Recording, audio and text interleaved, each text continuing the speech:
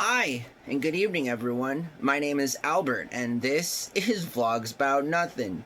Thank you very much for taking the time out of your very busy evening to join me. I really do appreciate it. So, this particular video, and listen, to be fair, all is fair in love and war, said some old writer. As he was it like love and peace, love, peace and love, someone Tale of Two Cities.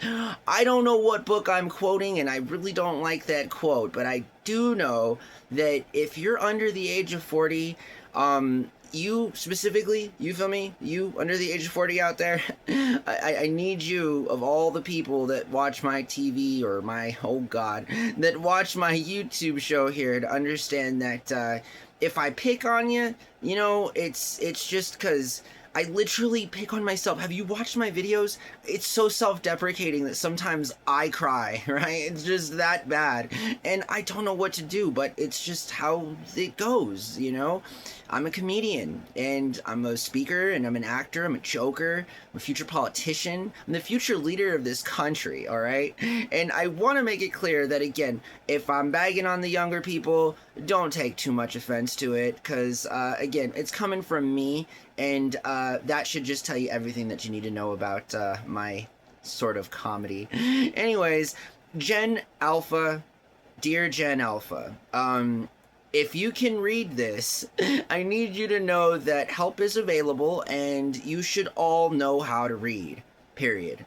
Alright, so, I mean, take that as you will, alright? But, like, the things that I read, because it's one of the very few basic things that I can do. And so, again, I know that these jokes aren't going to go in a way that some younger viewers might like, but I'm just saying that if you're under the age of 40 and you can read, I'm proud of you, okay? If you're under the age of 30 and you can read, I'm incredibly proud of you. If you're under the age of 20 and you can read, you know, just the moment I get a few $1 million in the bank, I'll be sure to send you on over a nice used car under the amount of like $5,000. I don't know. You see what I'm saying? I'm just saying that, like, from all indications, from all different sources, all of which are primary, all of which are coming from both public schools and private schools. You know, the only schools right now that are doing well in this country are the schools that, ironically enough, are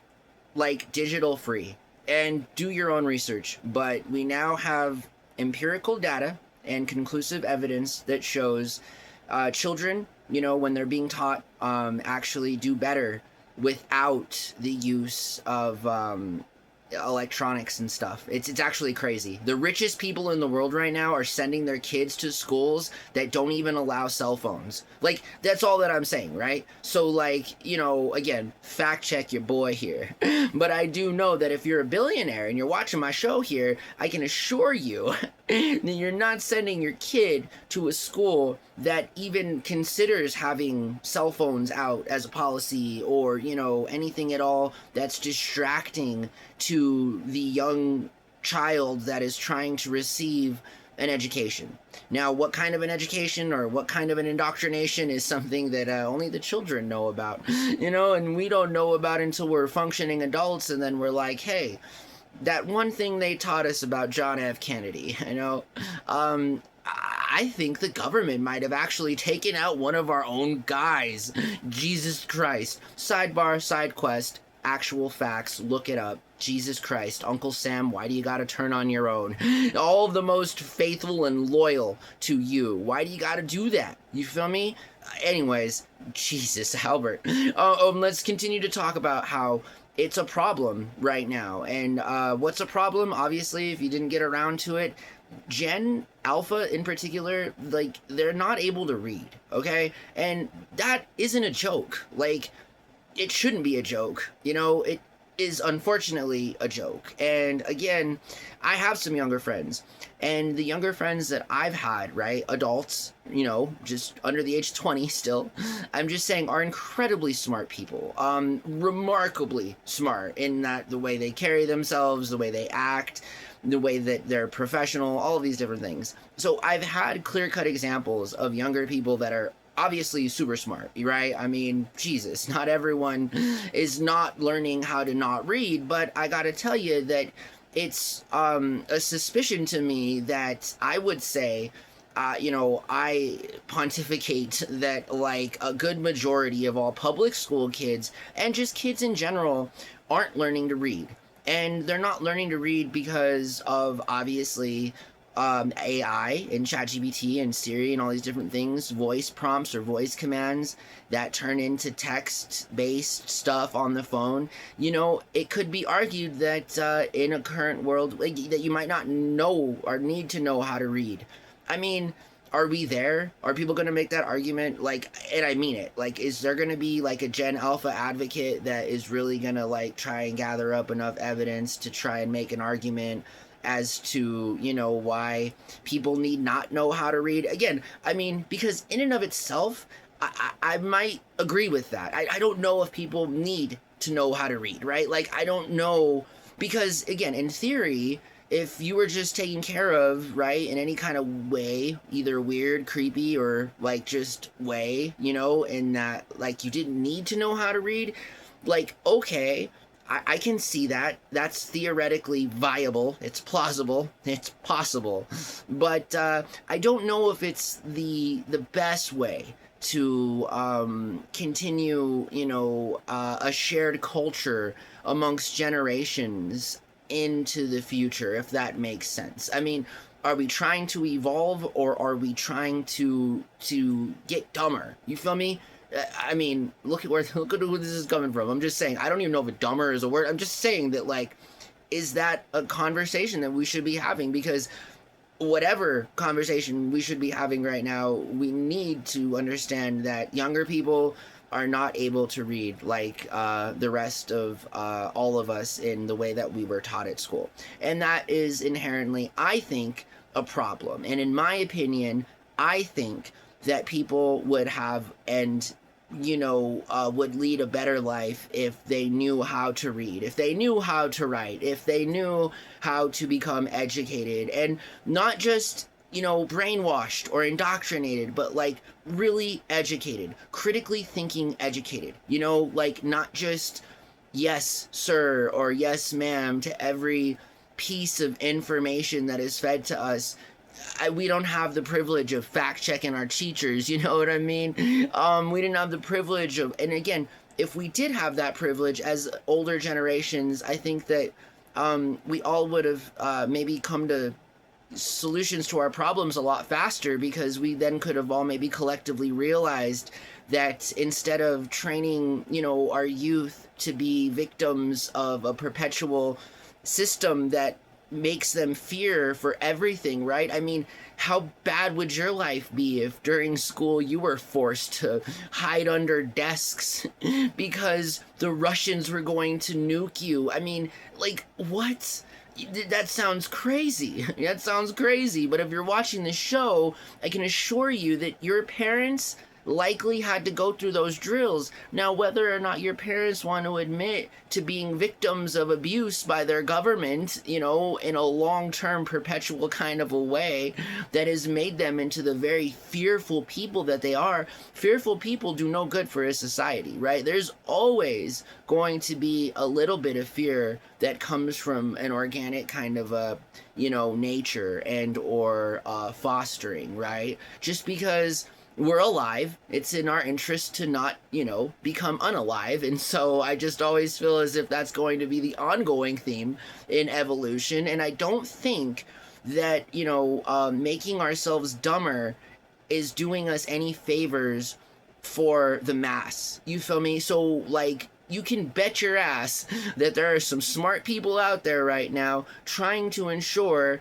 that you become dumber and that you become, more reliant on products that are sold to you instead of things that you should be able to do on your own. All right. So knowing how to read is like it's priceless. It means that it's just one less thing that you can worry about as far as, the large scale brainwashing and indoctrination that occurs 24/7 all around the surface of this planet. You feel me? Like, it's just one small part of, a good bag that has some good defensive items in it to ensure that you're not like a full 100% consenting slave.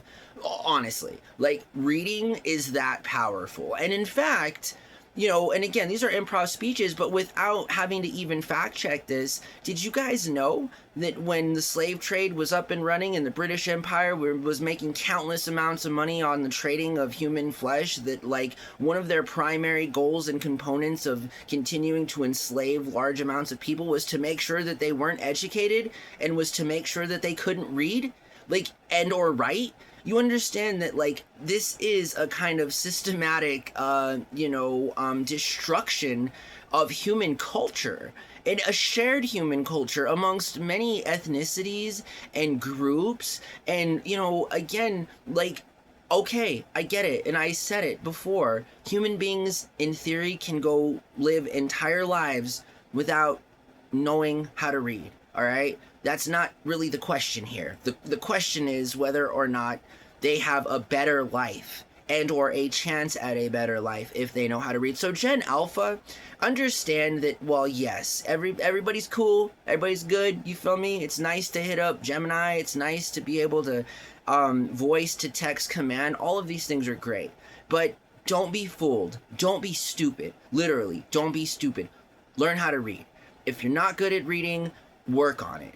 Take advantage of all of the things around you to enable you to have that very basic but fundamentally, invaluable, intangible asset to your character. Okay? Like, and don't let anybody fool you. You feel me? Like, knowing how to read is, again, a really big and important step in ensuring that you are independent and that you have the kind of agency that is, a part of this whole concept that we call free will.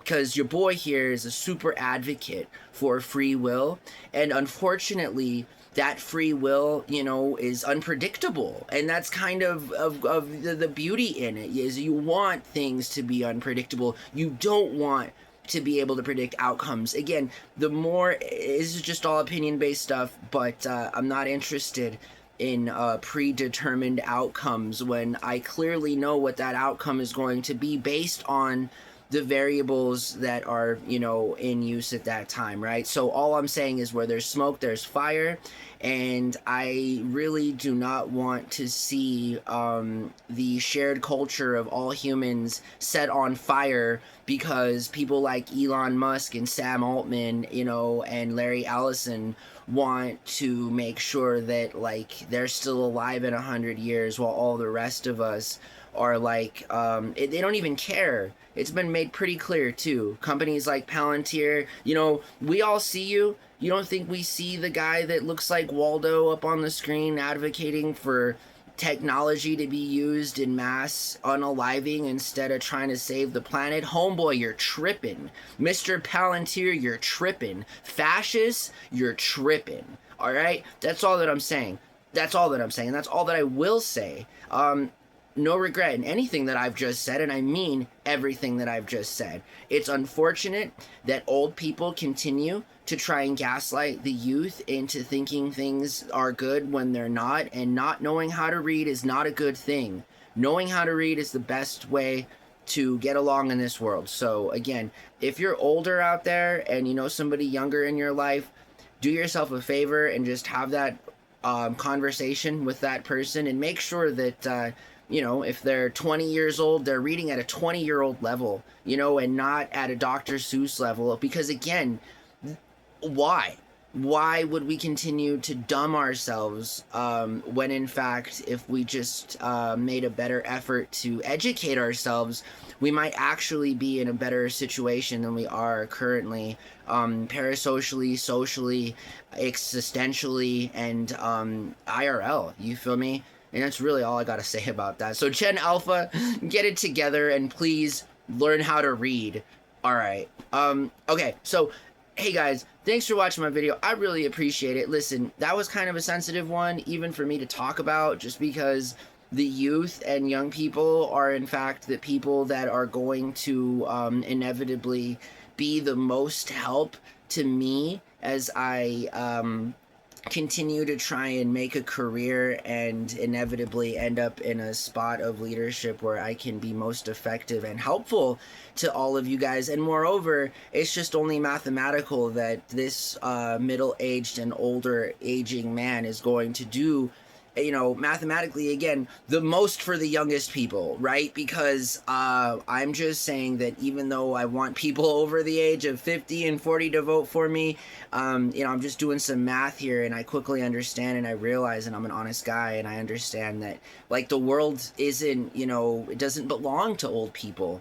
We've talked about gerontocracy before, and, you know, myself included, man. Like, I want nothing to do with how the world is governed and or led, you know, beyond a certain age, because at that particular time, you know, those things become increasingly relevant to an older guy like myself, because younger people are what continue to drive this country, and they will continue to build the infrastructure of which generations to come are, you know, living on. And so, yeah, that's way more important than appeasing some, you know, aging Gen Xer, right? Or so, like, you know, namely fascists that have the last name Trump. I'm just saying that, yeah, I realize a lot of these things. And so when I talk about and when I joke about, you know, slighting the younger generation, I really need them to understand that it's all in good fun, and that it's important, and that if we weren't laughing about it now, we might be crying about it later, because it really,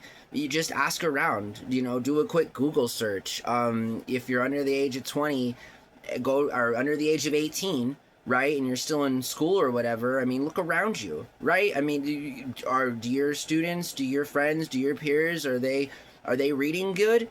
You know, and again, like, math was always one thing, and I've always heard that my entire life, and a part of me believed in it, but a part of me also knew that it was fundamentally a lie, right? Where, like, math isn't important, you know, you shouldn't learn it, it's difficult, oh blah, what are you gonna do with it? Well, you know, ironically enough, you can change the world if you know how to do math the right way, and you can do a lot of good things if you're educated in a way that is formal in the math sort of area, you know? And so again, that's a regret on my end, but it seems as if this country's already systematically taken down the sciences, right? That's been something since school has been introduced, is the systematic dissemination of taking apart, or the systematic destruction of taking apart those particular subjects, right? Science and math. And they did a hell of a job, right? Because again, millennials, namely, right? And Gen Xers, I think, too,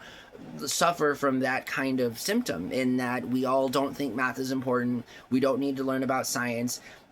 Younger people, don't let them gaslight you into thinking that way about reading, okay? If that's a fair perspective to put that. Because it's not a good thing, and yeah, you can be a totally functioning adult that knows how to even talk well without knowing how to read, but again, you might be able to speak better. You might be able to know a lot more, and in fact, I don't think you might be, I think that you would, if you knew how to read, right? Because knowing how to read also makes it so that you can critically think.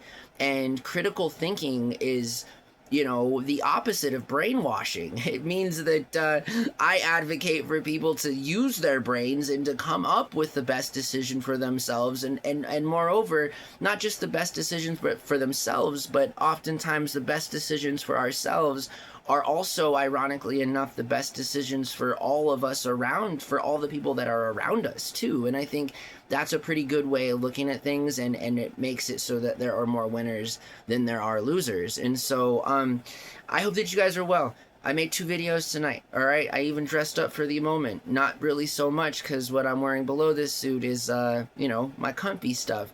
You guys, I'll make another video tomorrow. I don't have my contacts in, so I keep looking at the camera. I already know my eyes are going to be cross-sighted, so what else is new? I hope that you guys take care of yourselves. Have a wonderful night, and thanks for watching my show, okay? Alright, bye!